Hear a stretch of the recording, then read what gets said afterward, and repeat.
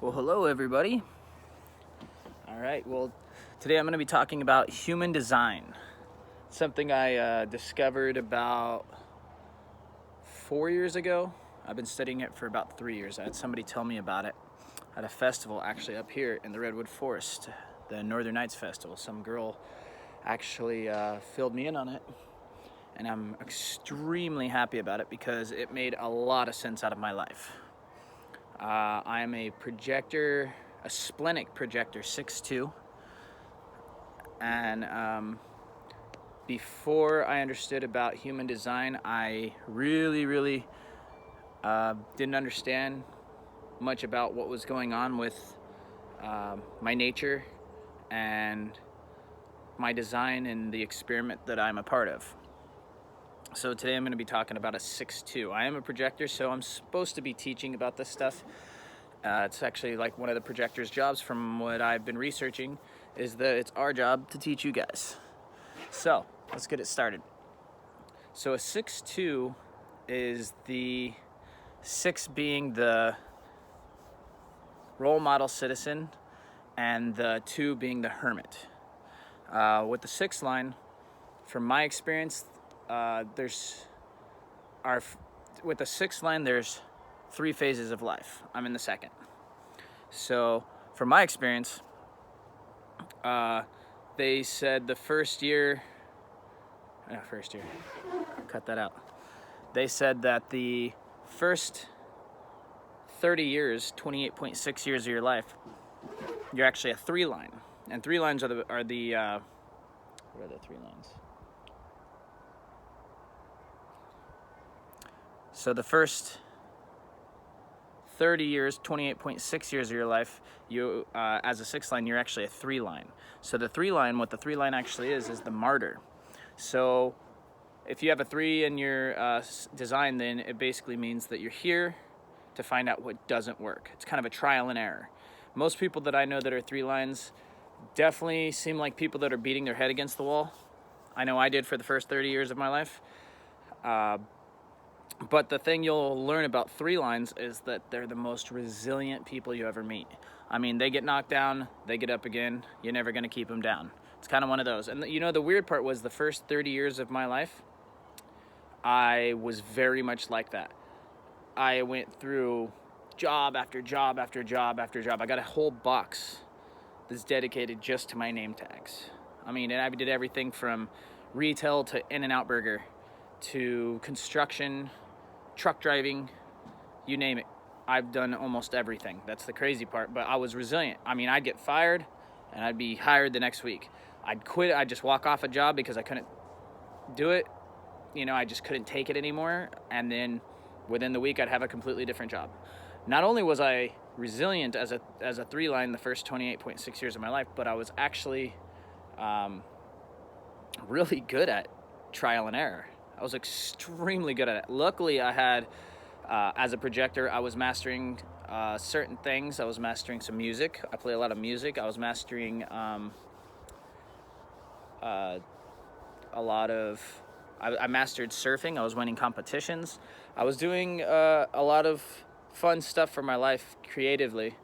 But when it came to relationships, I mean, I went through long term after long term after long term, and then the older I got, the shorter the long term got. And I think that's that 3 into the 6 line, because they say it's 28.6 years of your life you transition into a 6 line, the role model citizen. But when you transition, you go from off the roof to on the roof. So basically what that means is you go aloof. You kind of just, you stop trying everything. I remember the day I went to the beach to go surfing and just sat and stared at the ocean. I didn't want to go in. And it slowly phased out. I still surf, but it's not like it used to be. Not when I was at my most resilient. Yeah, and then I remember about 28 and a half, almost 29, I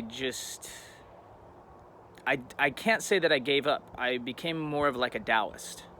You know, I was the art of accomplishing everything by doing almost nothing. It's also part of the projector's divine laziness. But we're not lazy. even as a projector, I would say no projectors are lazy. Ra Uruhu said that the projectors seem lazy to generators, but they're actually the most resilient people, the busiest people you'll ever meet. I mean, I'm constantly writing, I'm constantly trying to teach, I'm constantly trying to life coach. And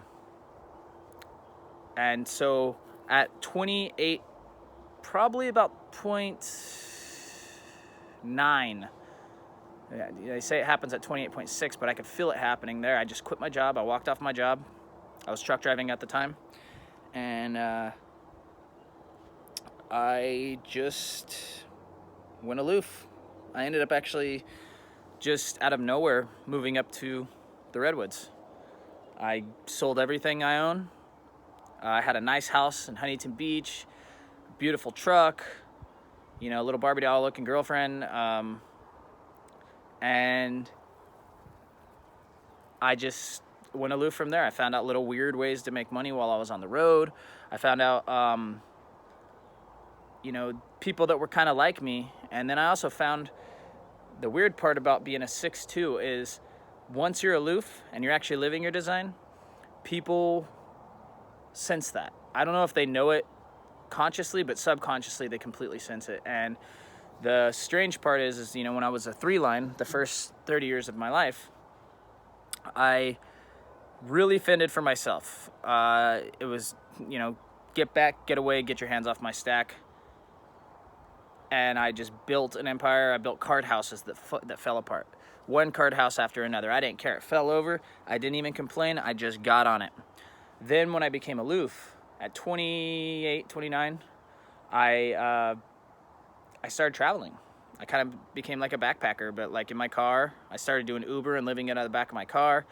And I had gym passes to do showers. I was in great shape because I was in gym passes. I just surf up and down the coast. People knew me as the Uber with the surfboard on top of it.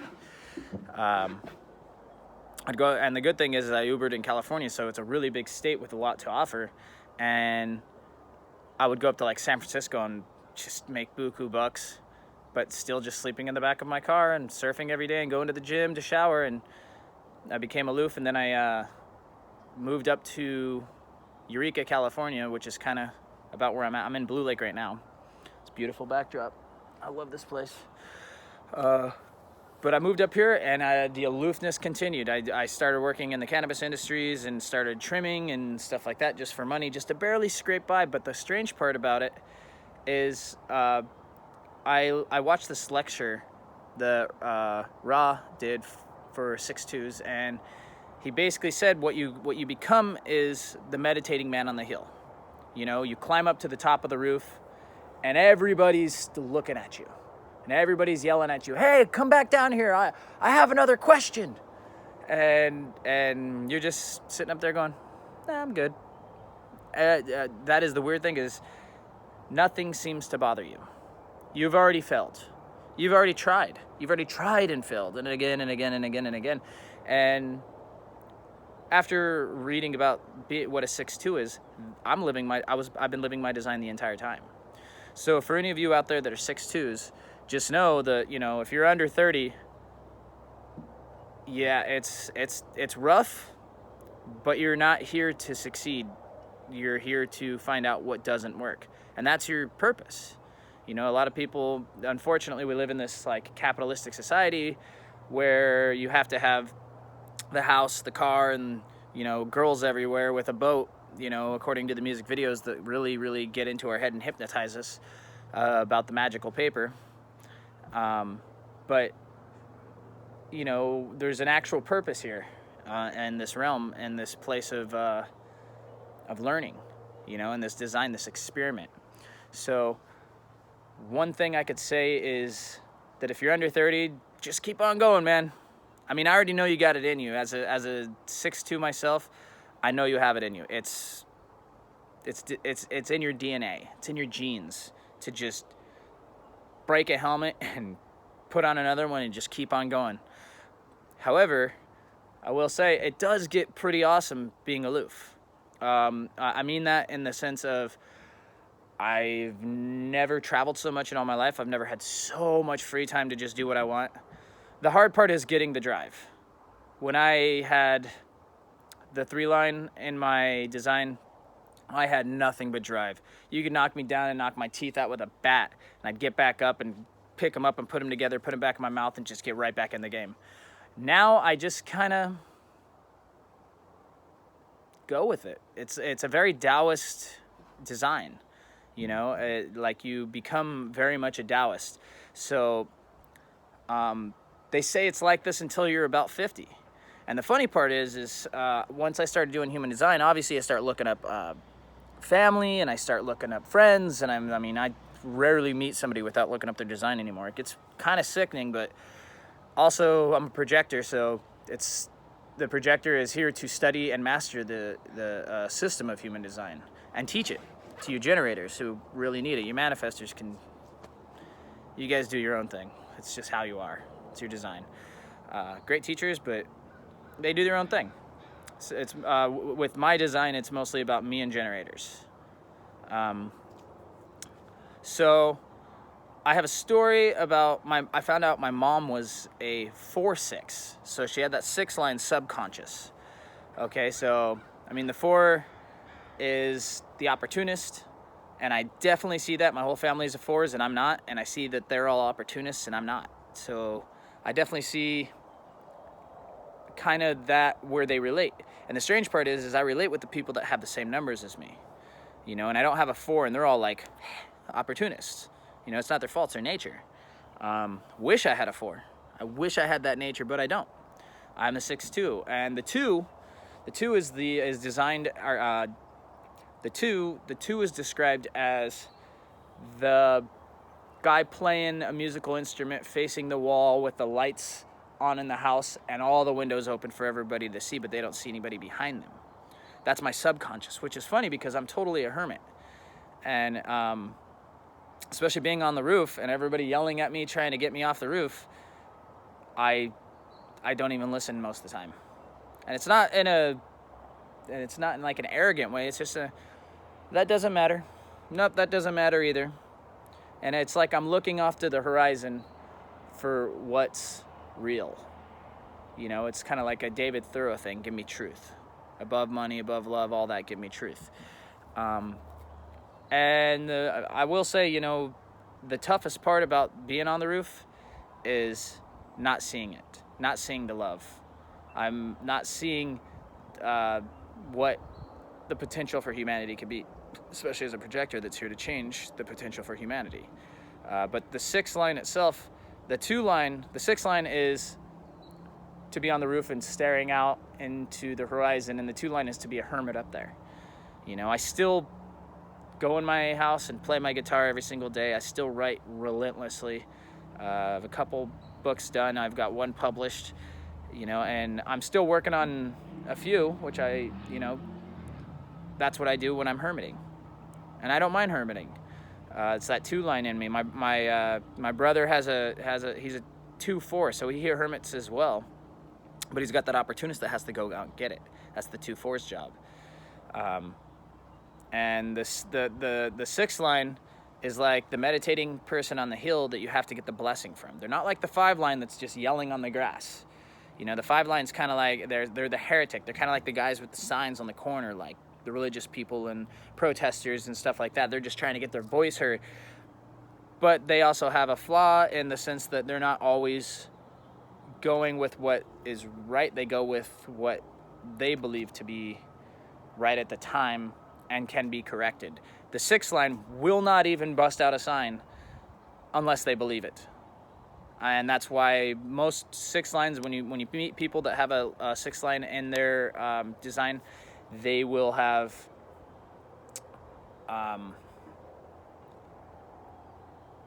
they don't really lie. They don't really have to. And they're not, if you go to them for advice, buckle up, because they're going to give you the truth. They're not going to give you like, oh no, you're awesome. No, you're fine. They're going to be like, well, that was your fault. I hope you know that. I love you, but that was your fault. You really shouldn't be in that position doing this. You know, where were you? What were you doing? Were you supposed to be there? Were you supposed to be doing that? That's the 6 line. That's why they also, Ra said that they, you know, most people with ideas go to 6'2s to see if it's correct. You know, if they have an idea for a business, or they're in love with somebody or something like that, they want to introduce them to their girlfriend and be like, what do you think? You know, like, what do you think? Is it, I think she's the one. Because they'll be like, seems like she parties. Seems like he's a little scandalous. You know, they have this knack also for reading people like nobody else. Once again, as a projector, it comes to me a little too naturally, and being a projector 6'2", splenic, it's like every checklist against me in the book.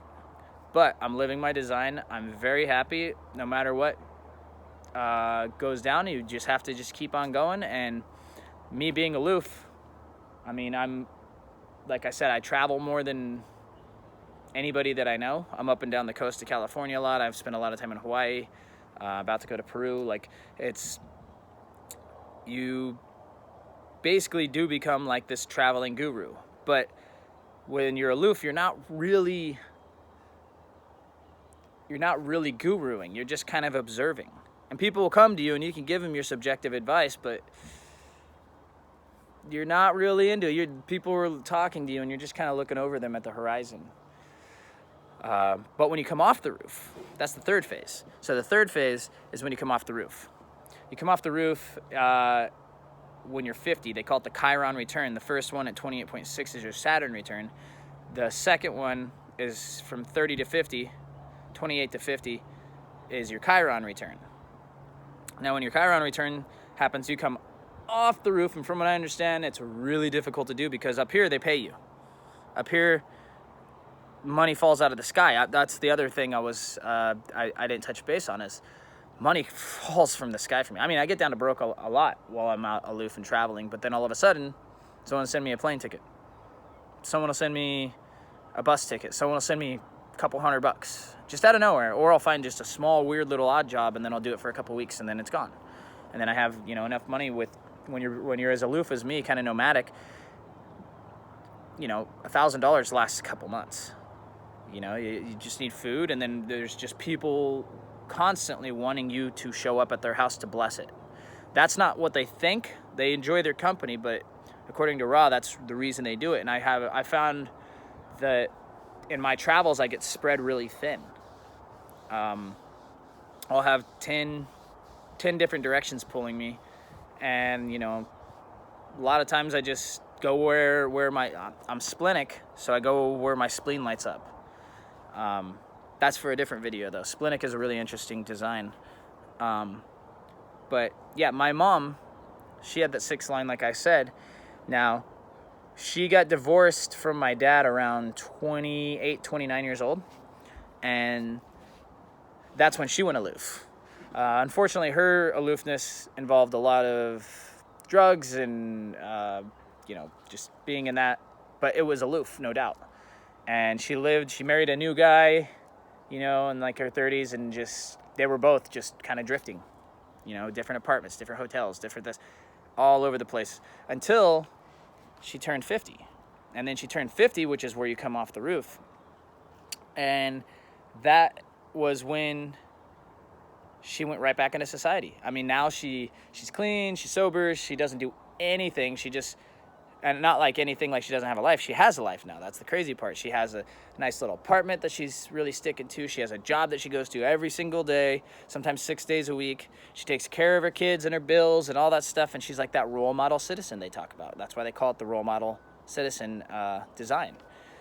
And just to see that, you know, and I know a bunch of 6'2s that are still, or 4'6s. Anybody with a 6 line, there's 6'3s as well. That are still under their Saturn return, and I just see them bumping their head against the wall, but they're just resilient. You can't tell them otherwise.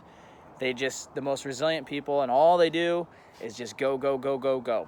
And then I met a bunch of 6'2s that are where I'm at on the roof, and you know, I kind of meet them on the road. I kind of meet them while I'm traveling. I kind of meet them. It's very rare that I meet one that's like settled down with a bunch of kids and just, you know, has a house and a job and a career. I very rarely ever see that. I've ran into a couple of them, but you know what? I get down to talking to them, and they're not very happy.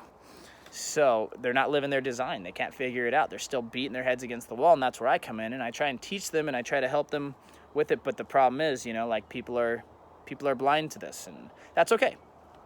Everybody's living their own journey, and that's how it should be.